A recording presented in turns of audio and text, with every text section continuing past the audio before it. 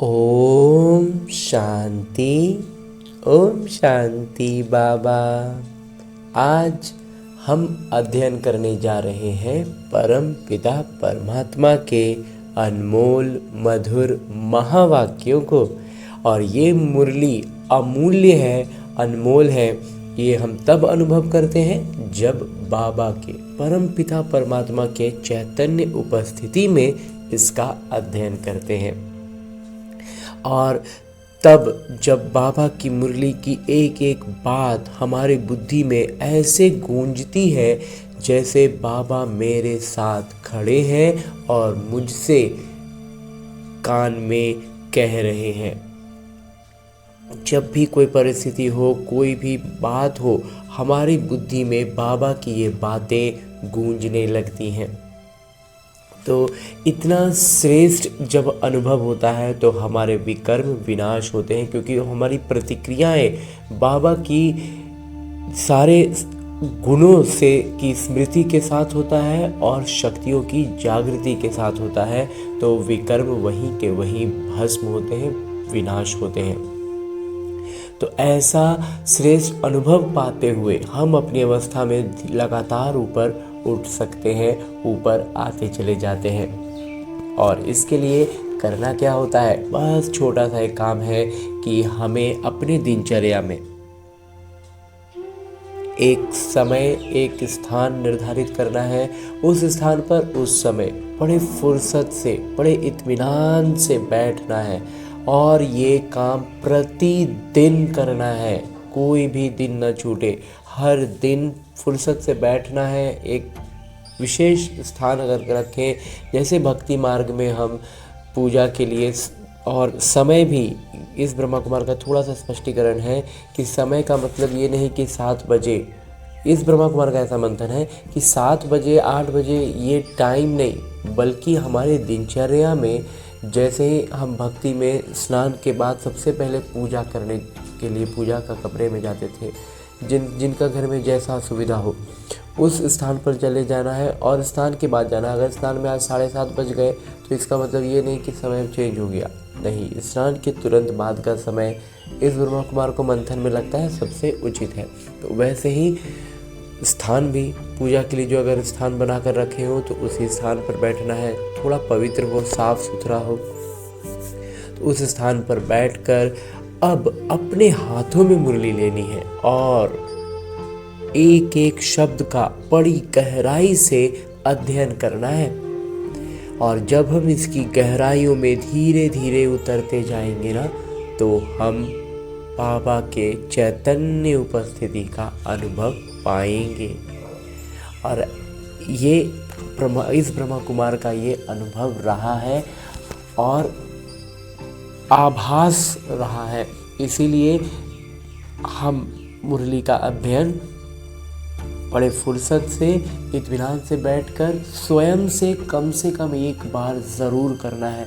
फिर हम YouTube पर सुनते रहे, सेंटर पर जाएं, वो सब अच्छी बातें हैं, लेकिन जब हम फुर्सत से, इत्मीनान से अकेले बैठकर खुद से जब अध्ययन करते हैं ना, तो बाबा और मैं आमने सामने बैठ बातें कर रहे हैं, ऐसा अनुभव करते हैं।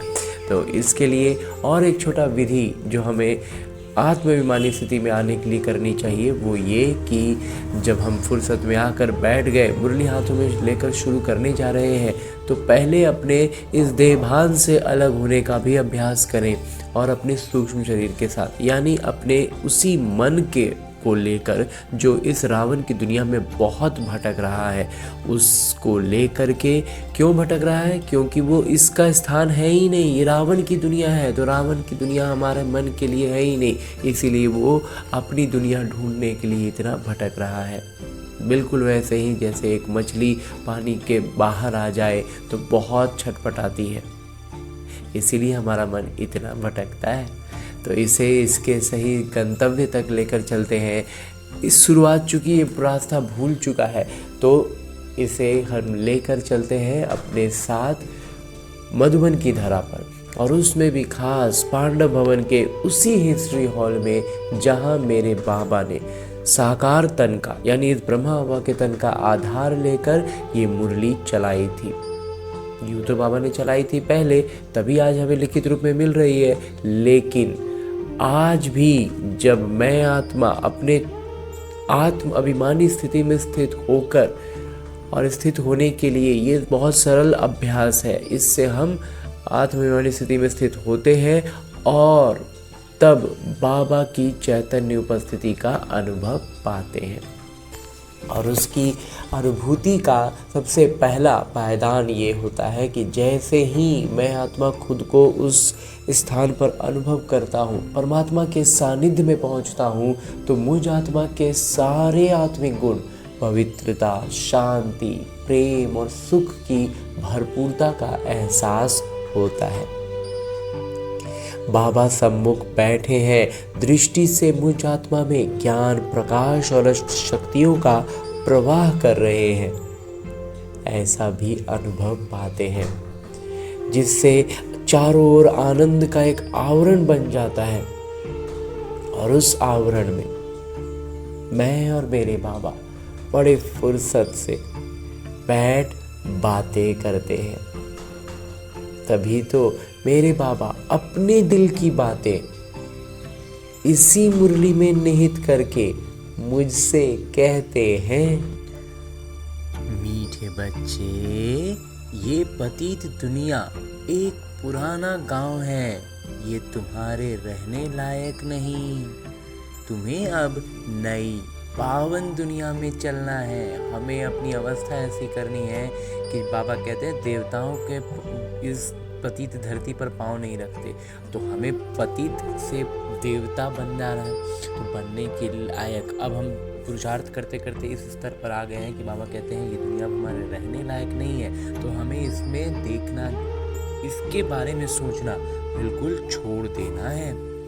बस अपनी नई दुनिया, अपनी पावन दुनिया के बारे में सोचना है, विचारना है और वहीं चलने का धुन लगा देना है। आगे प्रश्न रूप में बाबा कहते हैं कि बाबा अपने बच्चों को उन्नति की कौन सी एक युक्ति बताते हैं। युक्तियां तो बहुत बतलाते हैं, लेकिन आज किसी एक युक्ति पर बाबा बतलाते हैं कि बच्चे, तुम आज्ञाकारी बन, माता पिता की मत पर चलते रहो। ये सबसे प्रमुख है।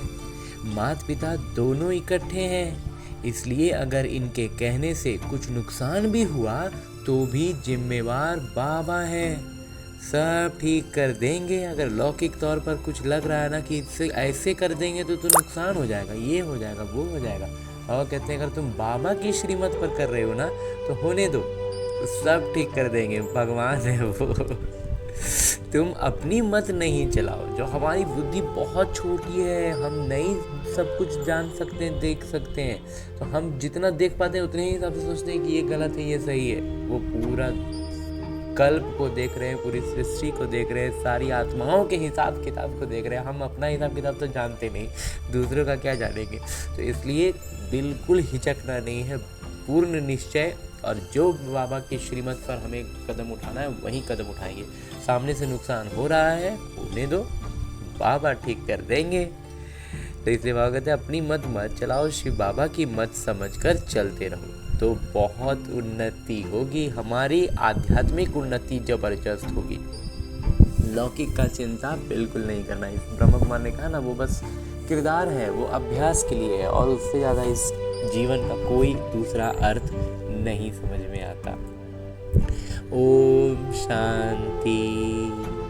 पहली मुख्य बात, रूहानी बच्चों को रूहानी पिता समझाते हैं कि अपने को आत्मा निश्चय कर बैठो और बाबा को याद करो, तो तुम्हारे सब दुख दूर हो जाएंगे। जब एकदम पूर्ण निश्चय से बैठते हैं ना, आत्माभिमानी स्थिति में होकर, जिस तरह से अभी हम इस पांडव भवन में हिस्ट्री हॉल में बाबा के सम्मुख इस मुरली का अध्ययन कर रहे हैं, तो हमारे भीतर बाबा की एक एक बात ऐसे समा जाती है कि हर परिस्थिति पर वो बात गूंजने लगती है। बाबा की उपस्थिति का हम अनुभव करते हैं, गुणों की जागृति होती है, शक्तियों की जागृति होती है, और हम उसी अनुसार प्रतिक्रियाएं देते हैं, और हमारे विकर्म वहीं के वहीं भस्म होते हैं।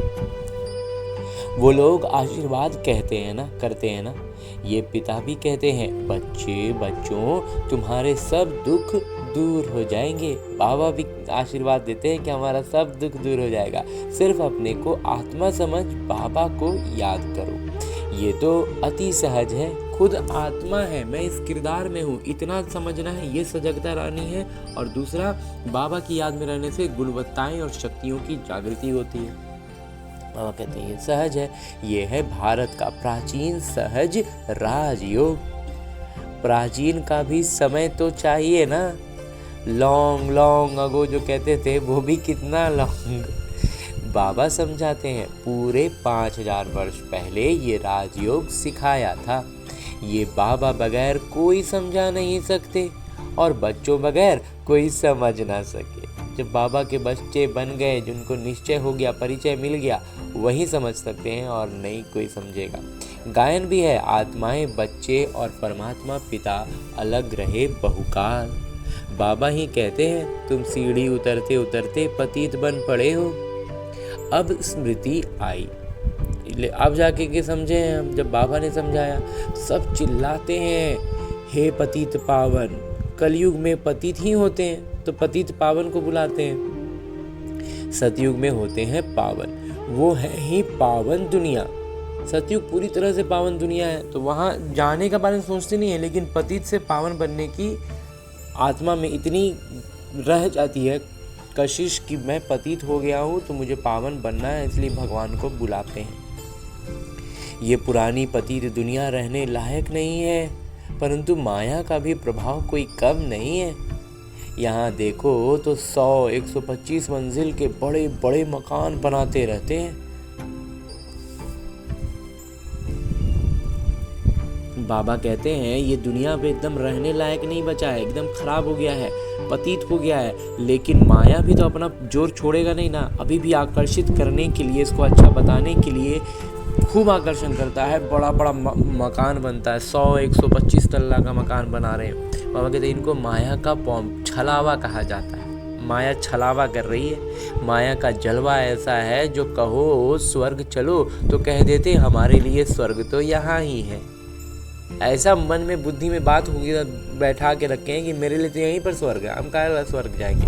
तो इनको माया का जलवा कहा जाता है, यही छलावा है और छलावा में छल जाते हैं, सब ठगे जाते हैं। परंतु तुम बच्चे जानते हो ये तो पुराना गांव है, इनको कहा जाता है नर्क। पुरानी दुनिया सो भी रौरव नर्क। सतयुग को कहा ही जाता है स्वर्ग।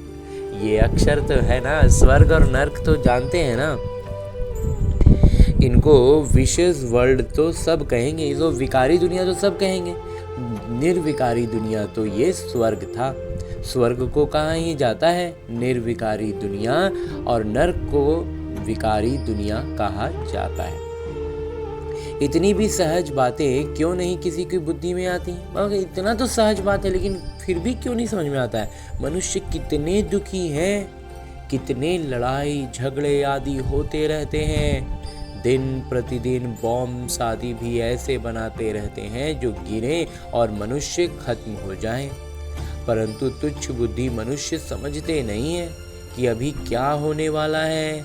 ये बातें कोई समझा नहीं सकते सिवाय बाबा के कि क्या होने वाला है। पुरानी दुनिया का विनाश होना है और नई दुनिया की स्थापना भी गुप्त रूप से हो रही है। तुम बच्चों को कहा ही जाता है गुप्त योद्धा। कोई समझते हैं क्या कि तुम लड़ाई कर रहे हो? कोई किसी को थोड़ी पता चल रहा है कि हम लड़ाई हो रहा है, ये भीतर भीतर हो रहा है सब कुछ। तुम्हारी लड़ाई है ही 5 विकारों से। सबको कहते हो पतित बनो, पवित्र बनो। सब पतित हैं, सबको कहते हैं पवित्र बनो। सब एक पिता के बच्चे हो ना, तो प्रजापिता ब्रह्मा के बच्चे तो सब भाई बहन हुए ना। समझाने की बड़ी युक्तियाँ चाहिए। प्रजापिता ब्रह्मा के तो ढेर बच्चे हैं, एक तो नहीं, नाम ही है प्रजापिता। लौकिक पिता को कभी प्रजापिता नहीं कहेंगे। प्रजापिता ब्रह्मा हैं तो उनके सब बच्चे आपस में भाई बहन ब्रह्मा कुमार कुमारियाँ ठहरे ना।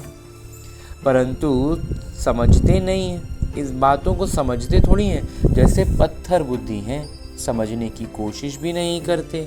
प्रजापिता ब्रह्मा के बच्चे भाई बहन हो गए। विकार में तो जा ना सके।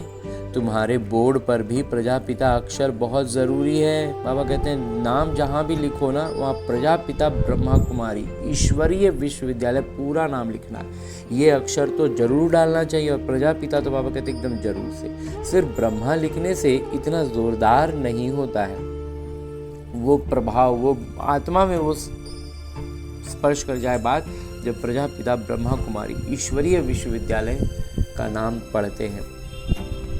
बाबा कहते हैं तो बोर्ड में भी करेक्ट अक्षर लिख सुधारना पड़े, अगर आगे पीछे है तो उसको एकदम सही करना है। बाबा कहते हैं यह है बहुत ज़रूरी अक्षर। ब्रह्मा नाम तो फीमेल का भी है, नाम ही खूट गए हैं तो मेल का नाम फीमेल पर रख देते हैं। अभी तो सही में ये चीज़ बहुत हो गया है नाम से पता नहीं चल पाएगा कि वो मेल है या फीमेल। इतने नाम लाएं कहाँ से? है तो सब ड्रामा प्लान अनुसार। बाबा का वफादार आज्ञाकारी बनना कोई मासी का घर नहीं है। बाबा का पूरा पूरा फरमानबरदार बनना, एकदम से हर एक फरमान को आज्ञा से वो मानना, स्वीकारना और उस पर करना। बाबा कहते हैं इतना भी आसान नहीं है, मासी का घर थोड़ी है। बाबा और दादा, माता और ब्रह्मा बाबा और शिव बाबा दोनों इकट्ठे हैं ना। समझ नहीं सकते हैं ये कौन है। जब ब्रह्मा बाबा साकार में थे तो पता नहीं चलता था कि ब्रह्मा बाबा कह रहे हैं या शिव बाबा कह रहे हैं। तब शिव बाबा कहते हैं मेरी आज्ञा को भी समझ नहीं सकते हैं, उल्टा कहें या सुल्टा तुम समझो शिव बाबा कहते हैं। इसलिए बाबा हमेशा कहते हैं कि ब्रह्मा बाबा भी कहे ना तो हमें यही समझ के चलना है कि वो शिव बाबा ही कह रहे हैं, क्योंकि वो उनका एकदम स्थायी रथ था। तो इसलिए आप ये ब्रह्मा बाबा बोल रहे होंगे, ये शिव बाबा ने नहीं बोला, ये सब बाबा कहते हैं एकदम मन में बुद्धि में बात चलाने की ज़रूरत नहीं है। जो बाबा ने कहा, ब्रह्मा मुख से कहा, वो ब्रह्मा शिव बाबा का ही कहा हुआ है। हमें यही लेके समझना है और उन्हीं का आज्ञा को के अनुसार अपना काम करना है। इसलिए बाबा कहते हैं कि शिव बाबा कहते हैं तो फिर रिस्पॉन्सिबल वो हो जाएंगे, और हम शिव बाबा को जिम्मेवार मान के हमें कर देना है। इनके कहने से कुछ नुकसान हुआ तो भी रिस्पॉन्सिबल वो होने से। और कहते हैं अगर ब्रह्मा बाबा, मान लो कि ब्रह्मा बाबा ने कहा और कुछ नुकसान हो गया, तो बाबा कहते हैं वो भी जिम्मेवारी शिव बाबा लेते हैं, वो सब ठीक कर देंगे। शिव बाबा का ही समझते रहो तो तुम्हारी उन्नति बहुत होगी। हमें सिर्फ शिव बाबा का आदेश समझना है और फिर चलते चलना है। बाबा कहते हैं बहुत उन्नति हो जाएगी, परंतु मुश्किल समझते हैं, लेकिन बहुत आसानी से नहीं मान पाते हैं, बार बार कठिनाई होती है।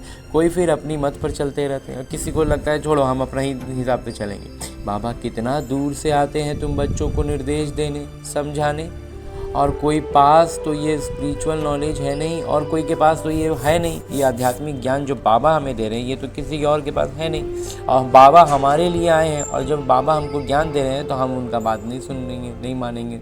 कितना बुरा बात है। सारा दिन ये चिंतन चलना चाहिए, क्या लिखें जो मनुष्य समझें, बुद्धि में बात जाए, इसकी युक्तियाँ मंथन होते रहनी चाहिए। ऐसे ऐसे सीधे अक्षर लिखने चाहिए जो मनुष्य को दृष्टि पड़े। तुम ऐसा समझाओ जो कोई प्रश्न पूछने की दरकार ही ना पड़े। बोलो बाबा कहते हैं अपने को आत्मा समझ, मुझे याद करो तो सब दुख दूर हो जाएंगे। जो अच्छी रीति याद में रहेंगे वही उच्च पद पाएंगे। ये तो सेकंड की बात है, एक क्षण की बात है।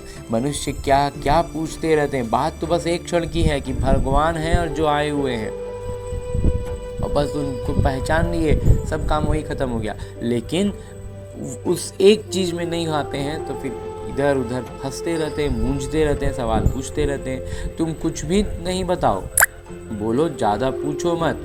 और कहते हैं बहुत ज़्यादा कोई पूछते रहे, उनके सवालों से ही ना मालूम चल जाता है कि या तो वो पहले से चिढ़े हुए हैं, या तो उन मतलब बेफिजूल की बातों में वो जा रहे हैं, मूल बात को समझ नहीं पा रहे हैं। तो बाबा कहते हैं अगर कोई उस तरह का बहुत ज़्यादा कुछ कर रहा है ना, तो उसको फिर बोलो ज़्यादा पूछने की ज़रूरत नहीं है, आप पहले समझने का प्रयास कीजिए। बेफिजूल की सवालों के जवाब देने में बाबा कहते हैं अपना समय ऊर्जा नहीं लगाओ, पहले एक बात निश्चय करो। प्रश्नों की ज़्यादा जंगल में पड़ जाएंगे तो फिर निकलने का रास्ता नहीं मिलेगा। और कहते हैं ज़्यादा सवालों में ना, बेफिजूल की सवालों में उलझना नहीं है। खामखा में जितना ज़्यादा उलझ जाएंगे फिर लगेगा कि फंस गए। इसलिए बाबा कहते हैं वो काम करो ही नहीं। जैसे फागी में मनुष्य मूंझ जाते हैं, जब कुहासा होता है तो कैसे फंसते हैं, तो फिर निकल नहीं सकते। ये भी ऐसे है, मनुष्य कहाँ से कहाँ माया तरफ निकल जाते हैं और फिर एक के बाद एक बात बोलते बोलते बाबा कहते हैं माया कहाँ कहाँ लेके चला जाता है। इसलिए पहले सबको एक ही बात बताओ कि तुम तो आत्मा हो अविनाशी। बाबा भी अविनाशी हैं, लेकिन वो पतित पावन हैं। तुम हो पतित, अब या तो घर जाना है या नई दुनिया में। पुरानी दुनिया में पिछाड़ी तक आते रहते हैं, जो पूरा पढ़ेंगे नहीं वो तो जरूर पीछे आएंगे। कितना हिसाब है। और फिर पढ़ाई से भी समझा जाता है कि पहले कौन आएगा। पढ़ाई के स्तर से भी मालूम चल जाता है कि पहले आने वाले कौन है। स्कूल में भी निशानी दिखाते हैं ना, दौड़ी पहन, हाथ लगा कर आओ, खूब तेज दौड़ना है, वहाँ सामने एक रेखा गिर बनी है, वहाँ उसको छू के वापस आना है, पहले नंबर वाले को इनाम मिलता है। ये है बेहद की बात। तो यहाँ भी वही है, लेकिन ये हर कुछ बेहद में है। बेहद का इनाम मिलता है, इनाम भी बेहद का मिलता है। बाबा कहते हैं याद की यात्रा पर रहो, दैवी गुण धारण करने हैं, सर्वगुण संपन्न यहाँ बनना है। इसलिए बाबा कहते हैं चार्ट रखो। और ऐसा करने के लिए ना बाबा कहते हैं जब चार्ट रखना शुरू करते हैं ना तो समझ में आती है बात, सजगता और अधिक बढ़ती है कि चार्ट में आज हमको लिखना है तो आज हम क्या लिखेंगे, कितना लिखेंगे, कैसा लिखेंगे। तो उस लिए भी सजगता रहती है। चार्ट में जो जो लिखना है वो सारी बिंदुएं भी बिंदु में एकदम सजग रहती हैं। तो धीरे धीरे सजगता जितना ज़्यादा होगा उतना ज़्यादा हम अपनी अवस्था को ऊंचा रख पाएंगे। याद की यात्रा का भी चार्ट रखो तो पता पड़ेगा कि हम फ़ायदे में हैं या घाटे में हैं। बाबा कहते हैं याद का भी यात्रा जो है उसका भी हिसाब रखो, परंतु बच्चे रखते नहीं हैं। बाबा कहते हैं लेकिन बच्चे करते नहीं। बाबा तो कह रहे हैं लेकिन बच्चे करेंगे तब ना। बहुत थोड़े करते हैं, इसलिए माला भी कितनी थोड़ों की है कि ही है। 8 बड़ी स्कॉलरशिप लेंगे फिर 108 प्लस में रहते हैं ना। 8 तो एकदम पूरा 100% स्कॉलरशिप में गए, 108 को बाबा कहते हैं प्लस में रहते हैं। प्लस में कौन जाएंगे? बादशाह और रानी। बहुत ज़रा सा फर्क रहता है, बहुत एकदम पॉइंट में, जिसको कहते हैं ना पॉइंट में फ़र्क रहेगा, तो वो 8 से 108 में आ जाएंगे। और बाबा कहते हैं कि वो विश्व महाराजा महारानी बनेंगे जो 8 में है, और राजा रानी बादशाह रानी बनेंगे जो 108 में होंगे। तो बाबा कहते हैं पहले अपने को आत्मा समझो और बाबा को याद करो। यही है याद की यात्रा। बस यही बाबा का मैसेज देना है। टिक टिक करने की दरकार नहीं। बाबा कहते हैं ना उलझना नहीं है, समझाने में, ज्ञान सुनाने में ना टिक टिक कर रहे हैं, बहस कर रहे हैं। बाबा कहते हैं इस समय उलझना नहीं है। मन मना भव, मन में बस बाबा बाबा बाबा। बाबा कहते हैं ये ध्यान में रखना है। देह के सब संबंध छोड़ पुरानी दुनिया में सबका बुद्धि से त्याग करना है, क्योंकि अब वापस जाना है। अशरीरी बना, शरीर तक का अंत में त्याग होगा, तो इसलिए किसी से भी मोह नहीं लगाना है, किसी से भी ध्यान ही नहीं देना उन चीज़ों पर। यहाँ बाबा याद दिलाते हैं, फिर सारे दिन में बिल्कुल याद भी नहीं करते। बाबा याद दिलाते हैं ना तो यहीं सजगता तो रखने की एक किरदार है। बस मुझे अभ्यास करना है, उसके आगे पीछे इस जीवन का कोई अर्थ ही नहीं। जीवन में ये हो जाएगा, वो हो जाएगा, हमको ये करना है, हमको वो करना है, सब कुछ बाबा कर देंगे। सब कुछ ड्रामा में जैसे होगा वैसे हो जाएगा। हमें सिर्फ अपनी अवस्था, अपनी स्थिति पर बहुत ज़्यादा ध्यान देना है, उसको एकदम लगातार ऊपर उठाते रहना है। बाबा कहते सारे दिन में बिल्कुल याद नहीं करते, श्रीमत पर नहीं चलते, और याद नहीं होगी तो श्रीमत पर चलेंगे नहीं, श्रीमत पर नहीं चलेंगे तो विकर्म विनाश नहीं होंगे, तो बुद्धि में बैठता नहीं है। बाबा कहते हैं नई दुनिया में जाना है तो तमो प्रधान से सतो प्रधान बनना है। बाबा ने हमको राज्य भाग्य दिया, हमने फिर ऐसे गवाया। 84 जन्म लिए, लाखों वर्ष की बात नहीं। बहुत बच्चे अल्फ को न जानने के कारण फिर बहुत प्रश्न पूछते रहते हैं। बाबा कहते हैं पहले मामेकम याद करो तो पाप कट जाएं, और दैवी गुण धारण करो तो देवता बन जाएंगे, और कुछ पूछने की दरकार ही नहीं। बाबा कहते हैं पहले खुद को आत्मा समझ के बाबा पर निश्चय हुआ, बाबा को याद में रहेंगे तो सारे गुण, आत्मिक गुण सक्रिय हो जाएंगे, शक्तियाँ जागृत हो जाएंगी, हमारे विकर्म विनाश होंगे, दैवी गुण धारण करेंगे, बाबा की निकटता का, सानिध्य का अनुभव में रहेंगे तो सारी गुणवत्ताएं बढ़ेंगी, दैवी गुण बढ़ेंगे और फिर बाबा कहते हैं हम देवी देवता बन जाएंगे। बस फिर उसमें पूछना और बताना क्या है, इतना सहज तो है, कुछ भी पूछने की दरकार नहीं। अल्फ न समझ बेते की टिक टिक करने से खुद भी मूंझ जाते हैं और फिर तंग हो पड़ते हैं। बाबा कहते हैं सिर्फ परमपिता परमात्मा का सही परिचय न दे पाते हैं या उसमें निश्चय नहीं करते हैं या कराते हैं तो बाबा कहते हैं क्या होता है फिर बेफिजूल की बादशाही की बातों में, राजा कैसा होगा, ये कैसे होगा, वहाँ पर ये कैसी, ये व्यवस्था कैसी होगी, बेफिजूल की बातों में बाबा कहते हैं टिक टिक करते हैं, खुद भी मूंझते हैं और फिर तंग हो पड़ते हैं, एकदम दुखी हो जाते हैं। बाबा कहते हैं पहले अल्फ को जानने से सब कुछ जान जाएंगे। इतना समझ में आ जाएगा जो भगवान कह रहे हैं वो भगवान स्वयं कह रहे हैं, फिर उसमें बहस करने की और ये करने की तो कोई बात ही नहीं बचती है। मेरे द्वारा मेरे को जानने से तुम सब कुछ जान जाएंगे। जब बाबा पर निश्चय, बाबा की बातों पर निश्चय होगा ही होगा। जब बाबा पर निश्चय हो गया फिर किसी भी बात में जो फिर भगवान खुद से कह रहे हैं ना वही ना सही है, बाकी हमने क्या पहले से जाना हुआ तो उसका तो कोई सरोकार ही नहीं रह गया। हम पहले से क्या जान रहे हैं ना उससे जोड़ते हैं और उसी में जुड़ती नहीं है बात ना तो बस उलझते हैं, उलझने की बात ही नहीं है। बस इतना है, पहले से जितना जानते हैं सब पतित विकारी मनुष्य मनमत है। बाबा अभी सचमुच आकर के हमें सम्मुख आकर के श्रीमत दे रहे हैं, बाकी जानने का कुछ रहेगा नहीं, इसलिए 7 रोज़ रखे जाते हैं। इसलिए बाबा कहते हैं थोड़ा धीरे धीरे उसको भीतर पिलाना है, पिरोना है, मतलब कुछ होता है धीरे धीरे एब्जॉर्ब करता है, सोखता है, तो इसलिए 7 दिन का बाबा कहते हैं समय लगेगा। इसलिए 7 रोज़ का नियम रखा गया है कोर्स कराने का। 7 रोज़ में बहुत समझ सकते हैं, जिसको थोड़ा भी कुल के होंगे ना उनको फिर 7 रोज़ में एकदम बात समझ में आने लगेगी। परंतु नंबरवार समझने वाले होते हैं, कोई तो कुछ भी समझते नहीं, वो क्या राजा रानी बनेंगे। जो कुछ भी नहीं समझ रहा है वो राजा रानी फिर थोड़ी ना बनेगा। एक के ऊपर राजाई करेंगे क्या, किसी एक आदमी पर राजा थोड़ी बनता है। हर एक को अपनी प्रजा बनानी है, प्रजा बनाने के लिए उतने बच्चे तैयार करने होंगे तब ना राजा बनेंगे।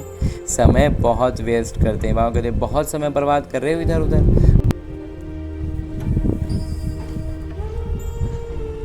बाबा तो कहते हैं बिचारे हैं, भल कितने भी बड़े बड़े मर्तबे वाले हैं, परंतु बाबा जानते हैं ये तो सब कुछ मिट्टी में मिल जाना है। बाबा कहते हैं कि लौकिक तौर पर अभी कोई कितना भी धन वैभव से भरा हो लेकिन तब भी और उसको नशा रहे कि हम तो ये हैं वो हैं, कितना भी बड़ा मर्तबा वाला हो, बाबा कहते हैं सब कुछ मिट्टी में मिल जाना है। तो इसलिए अगर ज्ञान को नहीं समझ रहे हैं तो बेचारे हैं।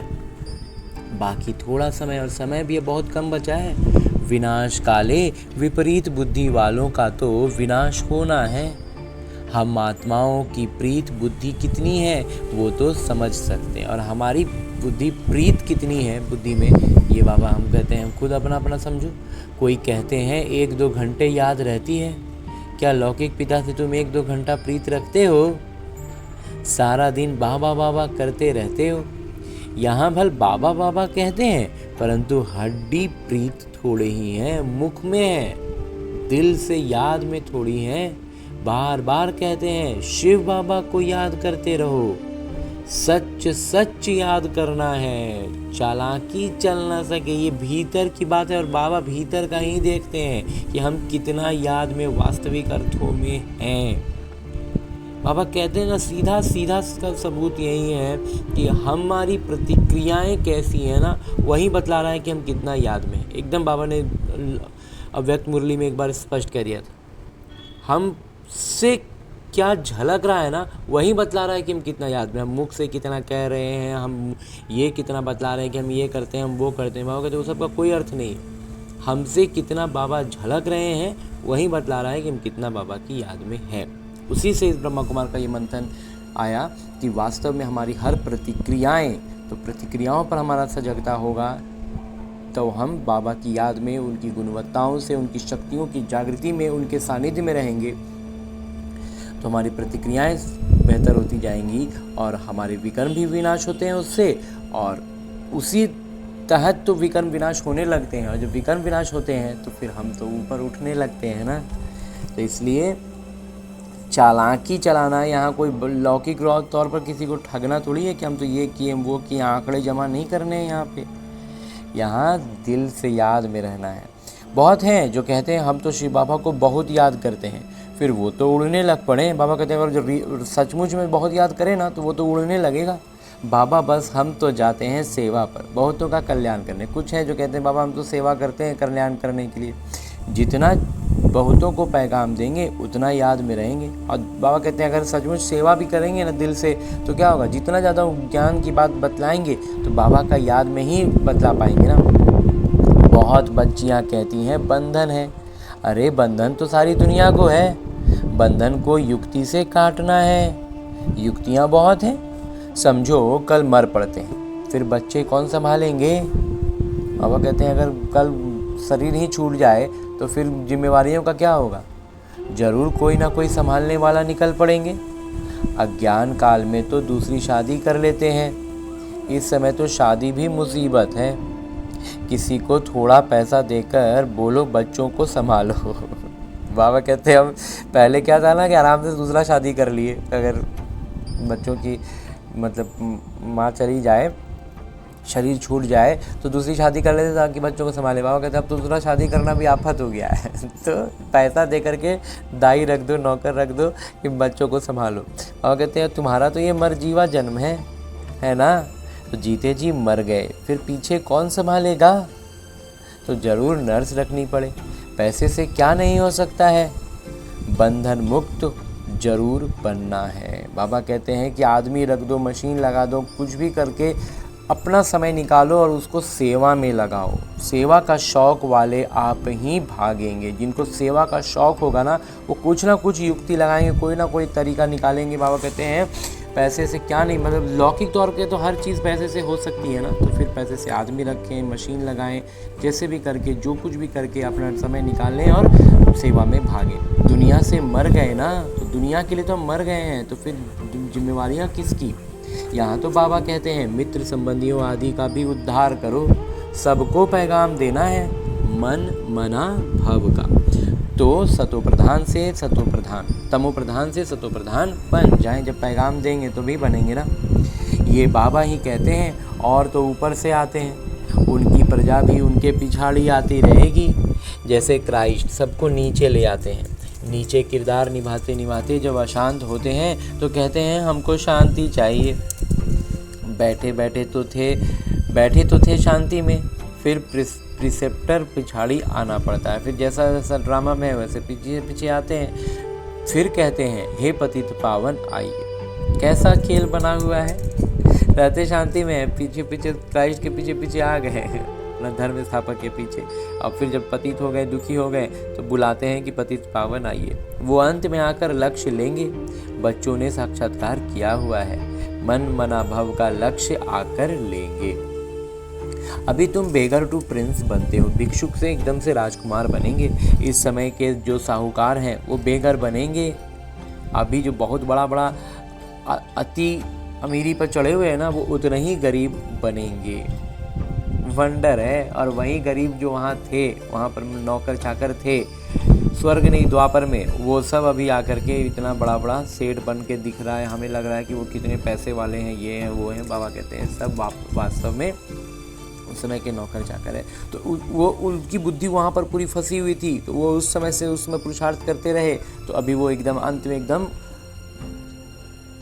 ऊंचाई पर चढ़ गए हैं। वास्तव में अगर ज्ञान की हिसाब से देखें तो एकदम सबसे नीचे गहरे गड्ढे में वो चले गए हैं। और हम जो बच्चे हैं वो उतना नीचे नहीं जाएंगे। जो जितना ज़्यादा पैसा में फंस गया है ना, वो उतना ज़्यादा उलझा हुआ है। और जो उस चीज़ से जितना छिटका हुआ है वो बाबा के ज्ञान को, इसलिए बाबा कहते हैं ना गरीबों के लिए गरीब निवास है। तो वास्तव में इसका अर्थ वही है कि वो छिटका हुआ रहेगा इस लौकिक दुनिया से। बाबा कहते हैं वो इसलिए जो अभी साहूकार हैं वो बेघर बनेंगे। ये भी आश्चर्य है, इस खेल का जरा भी कोई जानते नहीं है। कोई इस खेल को अच्छे से समझ थोड़ी पाया है कि कौन क्या कब कहाँ कैसे। सारी राजधानी स्थापन हो रही है। कोई तो गरीब भी बनेंगे ना, ये बड़ी दूरादेशी बुद्धि की से समझने की बातें हैं। पिछाड़ी में सब साक्षात्कार होगा, हम कैसे ट्रांसफ़र होते हैं। तुम पढ़ते हो नई दुनिया के लिए, अभी हो संगम पर, पढ़कर पास करेंगे तो दैवी कुल में जाएंगे। अभी ब्राह्मण कुल में हैं, ये बातें कोई समझ न सके, भगवान पढ़ाते हैं। जरा भी किसी की बुद्धि में नहीं बैठता कि भगवान स्वयं आकर के इस तरह से हमें निज तौर पर बैठ पढ़ाते हैं। निराकार भगवान जरूर आएंगे ना। ये ड्रामा बड़ा वंडरफुल बना हुआ है, उसको तुम जानते हो और किरदार निभा रहे हो। ये ड्रामा बहुत सुंदर बना हुआ है और हम उसमें किरदार निभा रहे हैं, ये बात अब पूरी तरह से स्पष्ट हो गई है बाबा। त्रिमूर्ति के चित्र पर भी समझाना पड़ेगा। ब्रह्मा द्वारा स्थापना, विनाश तो ऑटोमेटिकली होना ही है, सिर्फ नाम रख दिया है। ये भी ड्रामा बना हुआ है। मुख्य बात है अपने को आत्मा समझ, बाबा को याद करो तो जंग उतर जाए। स्कूल में जितना अच्छी रीति पढ़ेंगे बड़ी आमदनी होगी, जितना अच्छा से पढ़ेंगे स्कॉलरशिप मिलेगा और उसके आगे लौकिक तौर पे क्या होता है, वो मिलता है, जॉब भी उसी अनुसार मिलती है। तुमको 21 जन्मों के लिए हेल्थ वेल्थ मिलती है, स्वास्थ्य समृद्धि मिलती है। कम बात है क्या 21 जन्मों के लिए मिल रहा है, होगा कहते कम है क्या। यहाँ भल वेल्थ है परंतु समय नहीं है जो पुत्र पोते खा सके। बाबा कहते हैं यहाँ अगर आपके पास धन संपदा है भी ना तो इतना समय ही नहीं है कि अब आपका बाद की पीढ़ी खाएगी, बच्चे और पोते वहाँ तक तो पहुँचेगा ही नहीं, समय ही नहीं है। बाबा ने सब कुछ इस सेवा में लगा दिया तो कितना जमा हो गया। सबका थोड़ा ही जमा होता है, इतने लखपति हैं, पैसा काम आएगा नहीं, बाबा लेंगे ही नहीं जो फिर देना पड़े। तो बाबा है तो अभी बहुत लोग लखपति करोड़पति, लेकिन सबका बाबा लेंगे थोड़ी ही, क्योंकि बाबा तो पदम गुना करके देने वाले हैं ना।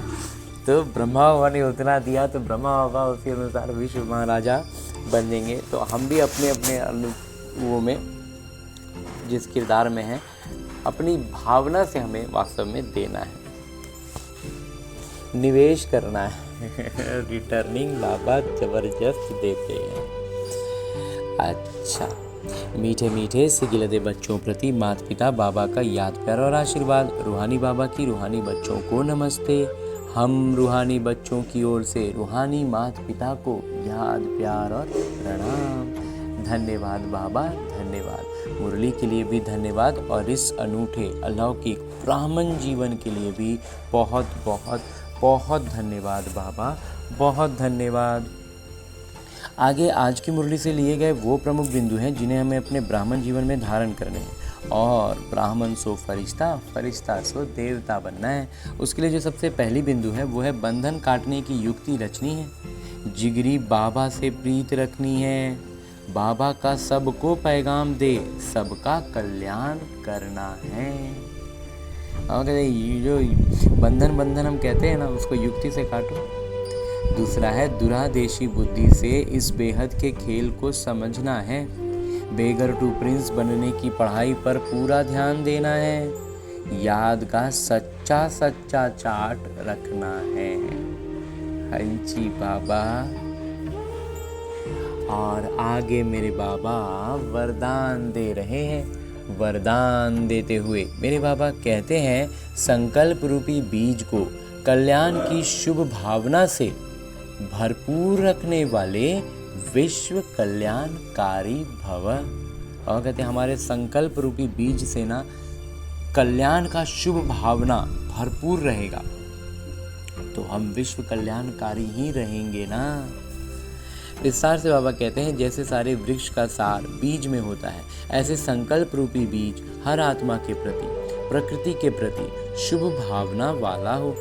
सर्व को बाबा समान बनाने की भावना, निर्बल को बलवान बनाने की, दुखी अशांत आत्मा को सदा सुखी शांत बनाने की भावना का रस व सार हर संकल्प में भरा हुआ हो।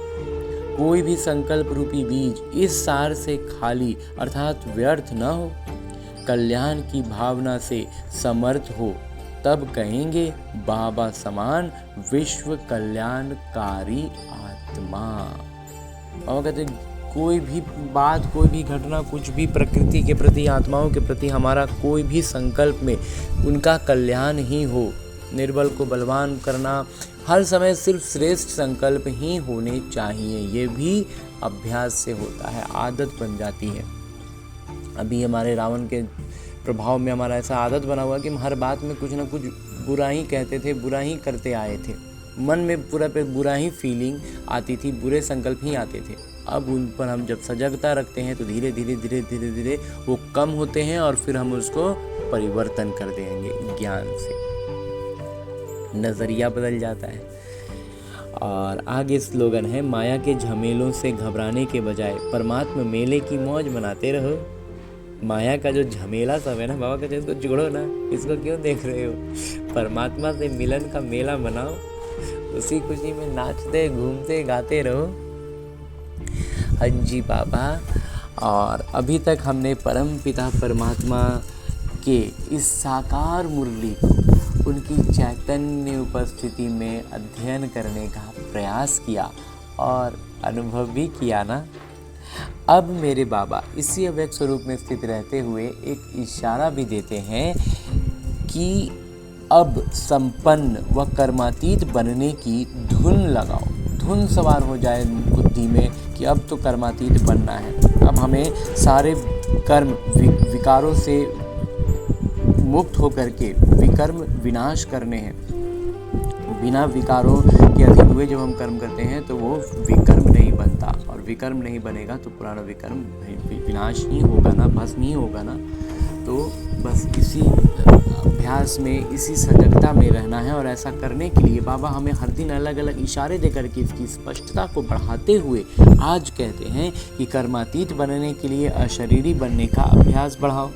शरीर का बंधन, कर्म का बंधन, व्यक्तियों का बंधन, वैभवों का बंधन, स्वभाव संस्कारों का बंधन, कोई भी बंधन अपनी तरफ आकर्षित ना करे। ये बंधन ही आत्मा को टाइट कर देता है।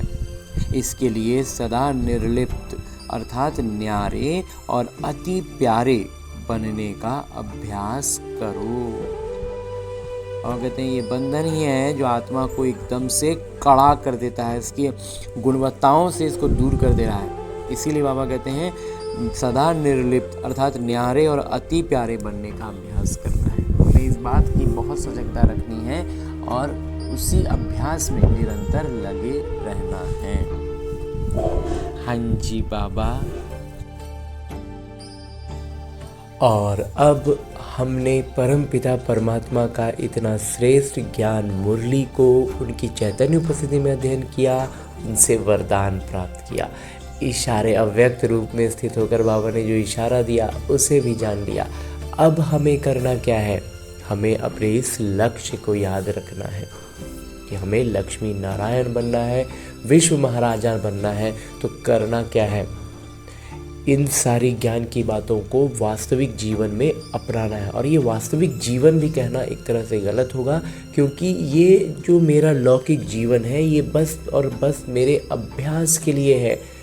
उसका एक अभ्यास पुस्तिका है जिसमें आने वाली हर परिस्थिति मेरे लिए एक प्रश्न है, और उस प्रश्न का मैं कितना आत्माभिमानी स्थिति में रहकर उत्तर देता हूँ, उस पर अपनी प्रतिक्रिया देता हूँ, वही निर्धारित कर रहा है कि मैं अपने लक्ष्य के कितने करीब पहुँच रहा हूँ।